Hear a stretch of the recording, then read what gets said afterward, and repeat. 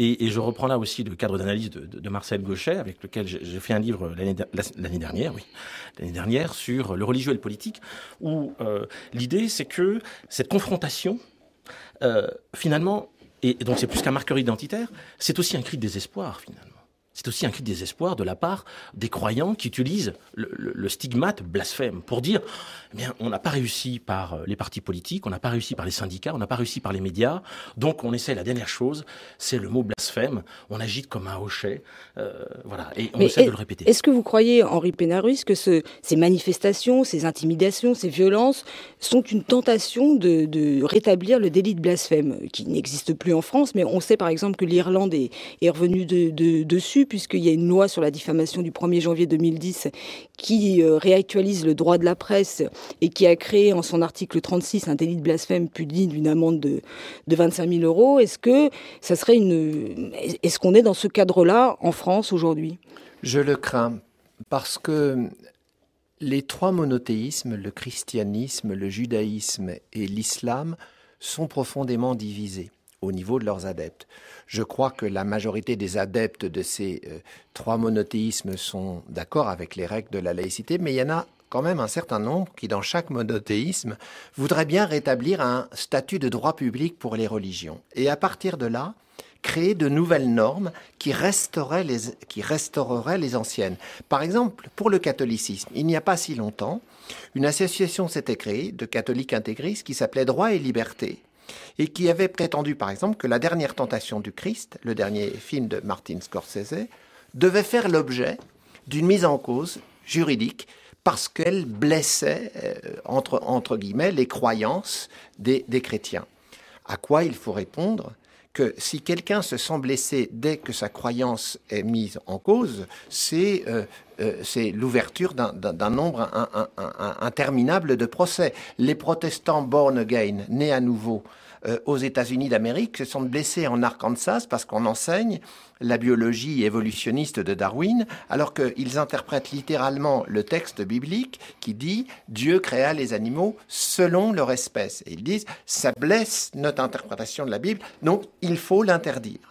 Et je crois qu'on a effectivement cette tentation qu'il faut combattre parce qu'elle est profondément hostile à la laïcité. Quelquefois, d'ailleurs, elle se déguise en défense d'une laïcité prétendue ouverte.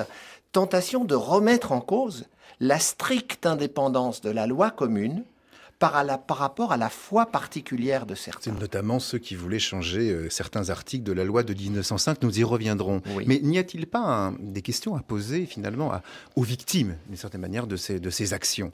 Le directeur du théâtre de la ville, Emmanuel de Marcy-Motta, a rédigé une pétition qui était largement signée, suivie, dans laquelle il dit que ces groupes d'individus s'empressent en outre de décréter blasphématoire de façon automatique des spectacles qui ne sont dirigés ni contre les croyants, ni contre le christianisme. Et Marcella Yacoub, la juriste et essayiste, dans une tribune de Libération, se demande au fond, mais alors, pourquoi dire que ces spectacles ne sont pas blasphématoires ? Et après tout, s'ils l'étaient, est-ce que ça poserait un problème ? C'est-à-dire qu'on a l'impression que Romeo Castellucci, qui déclare lui-même avoir fait un spectacle christique, et que le directeur du théâtre de la ville, sont en train de dire que finalement, cela pourrait être problématique s'il y avait véritablement un spectacle blasphématoire. Que répondez-vous à cette critique de Marcella Yacoub, Olivier Bobineau et Henri Pénarus ? Moi, je réponds simplement, on y reviendra.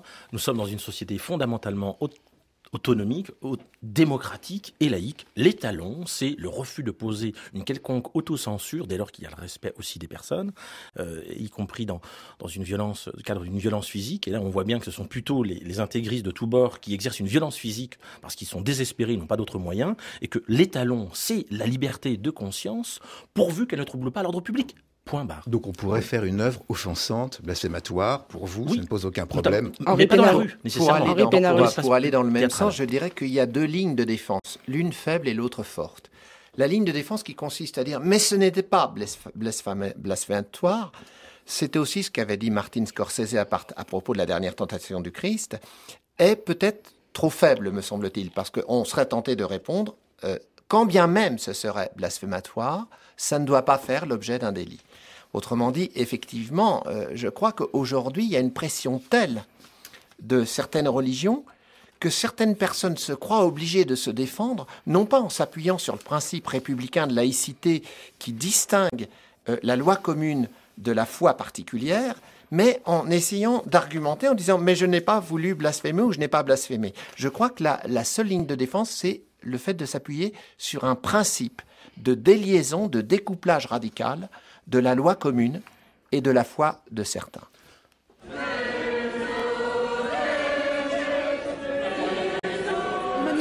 Parce que, sous couvert de culture, quelqu'un a monté un spectacle qui n'a d'autre but que d'attaquer le symbole du Christ. Je condamne 2 pièces, je ne les ai pas vues, mais je sais, j'ai lu quelques extraits évidemment, que c'est assez ignoble. J'aime ma liberté tant que je ne vais pas choquer les autres. Parce que c'est facile de se permettre tout sur le dos des chrétiens parce qu'on sait qu'ils ne réagissent pas derrière. Nous constatons en France une banalisation de la christianophobie qui grandit de jour en jour et nous voulons marquer un arrêt à celle-ci. Faire comprendre que les chrétiens n'ont pas à être traités comme des citoyens de seconde zone dans leur propre pays.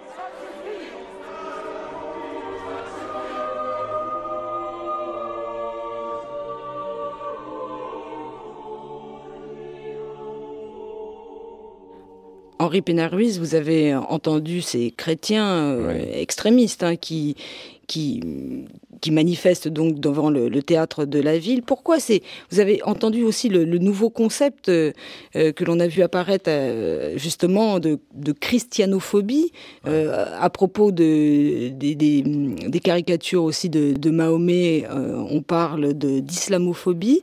Que penser de ces accusations, islamophobie, christianophobie? Est-ce que c'est le sentiment de croyants qui se sentent minoritaires, selon vous? Ça correspond à quoi? Écoutez, moi, je me méfie beaucoup de ces concepts. Après tout, on a le droit d'avoir peur d'une religion. Je vois pas pourquoi. La phobie, c'est quand même la peur panique, chez Freud, la phobie. C'est d'ailleurs, il y a une névrose phobique qui implique une peur. Alors, je vois pas pourquoi on devrait culpabiliser les gens d'avoir peur d'une religion. Ils ont peut-être tort, ils ont peut-être raison, mais je ne vois pas en quoi ce serait un délit.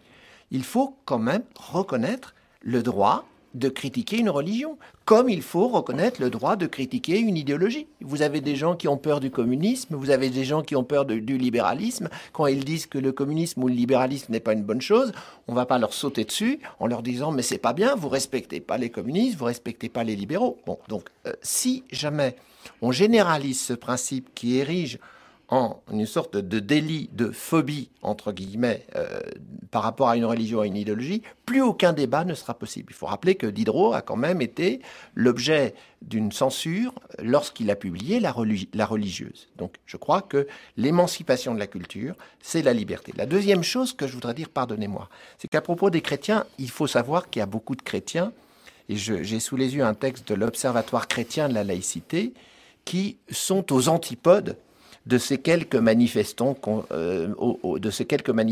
vient d'entendre. Si vous permettez, je vous lirai simplement une phrase. L'Observatoire chrétien de la laïcité souligne que dans une société démocratique qui respecte la liberté de penser, le blasphème en tant que tel n'est pas un délit. En accuser quelqu'un n'a de sens que du point de vue de certaines croyances. Il ne saurait concerner qui ne partage pas ses croyances.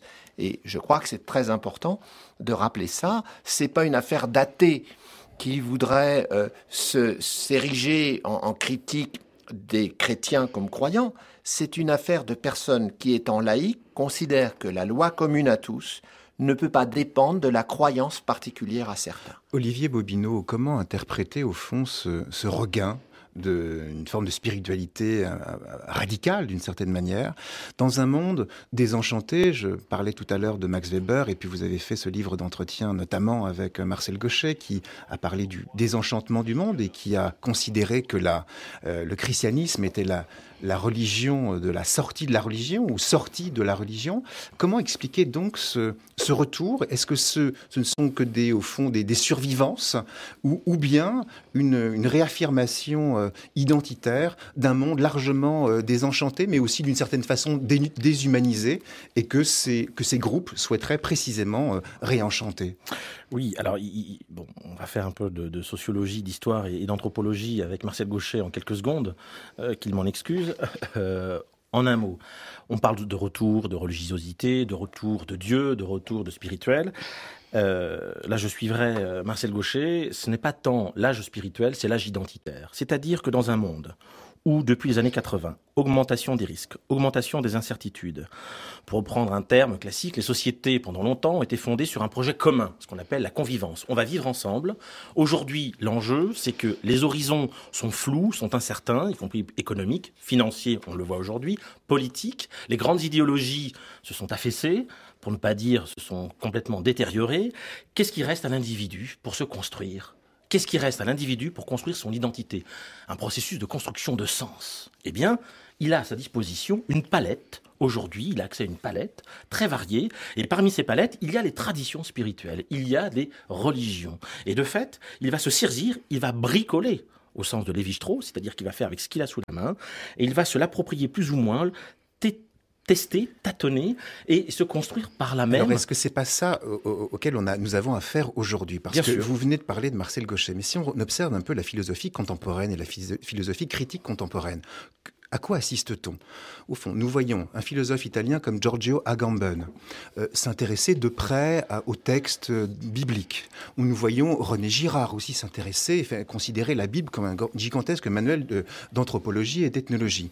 Nous voyons Alain Badiou faire un livre sur Saint Paul et considérer que c'est un peu le Lénine du christianisme à sa propre manière. Bref, nous voyons Slavoj Žižek s'intéresser au Christ.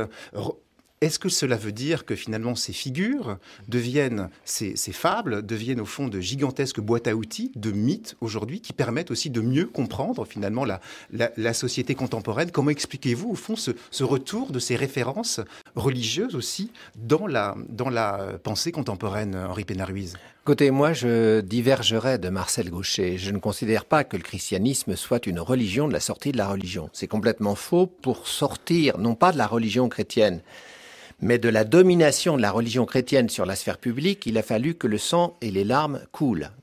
Jusqu'à une époque très récente, le christianisme ne reconnaissait pas la liberté de conscience. Il a fallu attendre Vatican II en 1862 pour que la liberté de conscience soit reconnue. Le droit à l'apostasie, c'est-à-dire le changement de religion, soit reconnu. Encore aujourd'hui, des chrétiens ne reconnaissent pas l'égalité puisqu'ils revendiquent des privilèges publics pour les religions, comme par exemple le fait de bénéficier en Alsace-Moselle, régime concordataire, de salaires pour les prêtres qui sont payés avec les impôts payés par des athées, ce qui est quand même un tout petit peu excessif et inacceptable. Donc je ne fais pas le même diagnostic que Marcel Gauchet. En revanche, ce n'est pas vers Marcel Gauchet que je me tournerai, mais plutôt vers Karl Marx. Marx, dans la critique du droit politique hegelien en 1843, dit que la religion peut quelquefois servir de compensation. Il explique, et la formule est célèbre, le soupir de la créature opprimée, le supplément d'âme d'un monde sans âme. Or, nous y sommes. Nous sommes dans un monde sans âme. Nous sommes dans un monde que l'ultralibéralisme voue à l'inhumanité. On réduit les êtres humains à des stocks que l'on va dégraisser. On n'a de soucis que de la spéculation. On critique des peuples lorsqu'ils rejettent le diktat des marchés. Et dans ce contexte de mondialisation ultralibérale porteur d'inhumanité, il est clair qu'il y a une sorte de désespérance. Alors que certains se tournent vers la religion, c'est une chose, mais il y en a d'autres qui se tournent vers un humanisme de reconquête des droits sociaux. Je crois qu'il n'y a pas du tout de fatalité à cette compensation identitaire par le seul religieux, et je voudrais faire remarquer aussi que la sphère spirituelle, ce n'est pas la religion qui en a le monopole. Je veux dire que Jean-Paul Sartre, disant l'existentialisme est un humanisme, n'appuie pas la spiritualité sur la religion, mais sur l'humanisme critique. Donc il faudrait peut-être arrêter de dire que le désenchantement du monde proviendrait d'un reflux des religions. Je crois qu'il provient essentiellement de cet ultralibéralisme qui déshumanise profondément les relations humaines.